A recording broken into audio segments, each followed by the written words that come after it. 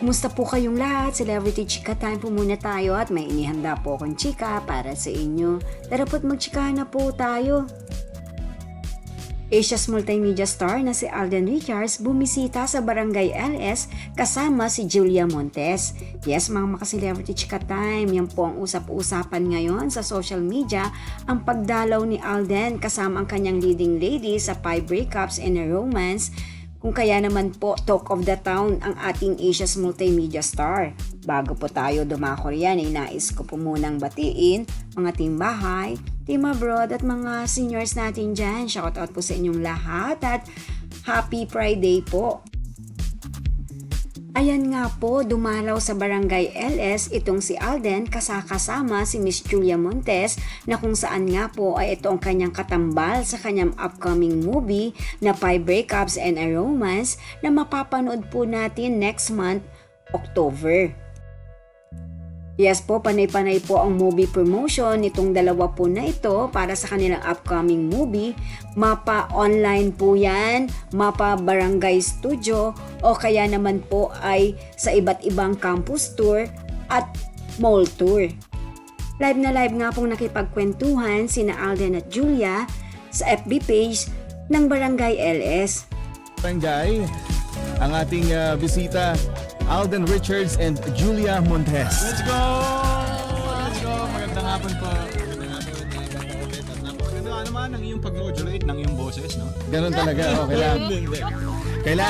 Kailangan sa buhay yan pag ganyan. Yes, pero yan, it's good to be back. Ang tagal ko na rin since my last doon pa tayo sa lumang building. Yes, correct. Bago na yung bahay nila. So, yan, at welcome natin. Siyempre, Julia, welcome to GMA. Salamat. Welcome. Ang sarap na makasama kayo at iba-iba experience Barangay LS. Let's go. Eto na. At syempre, hindi naman magsasama itong dalawa na ito kung walang magandang balitang hatid para sa atin. Actually, wala talaga. Wala talaga. Wala kaming Gusto lang balita. po namin mag-hi. Gusto lang namin maranasan ang lamig ng studio. Hindi, joke lang.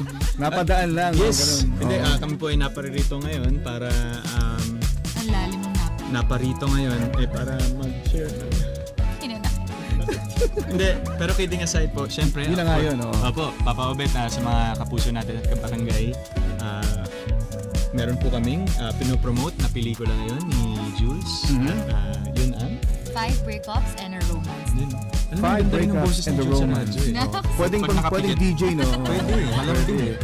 Lalo na yung title ng movie 5 breakups and a romance. Pwedeng mag-advise si Julia. advice, Pag no? Love Ay, advice, Dr. diba? Love ang mano.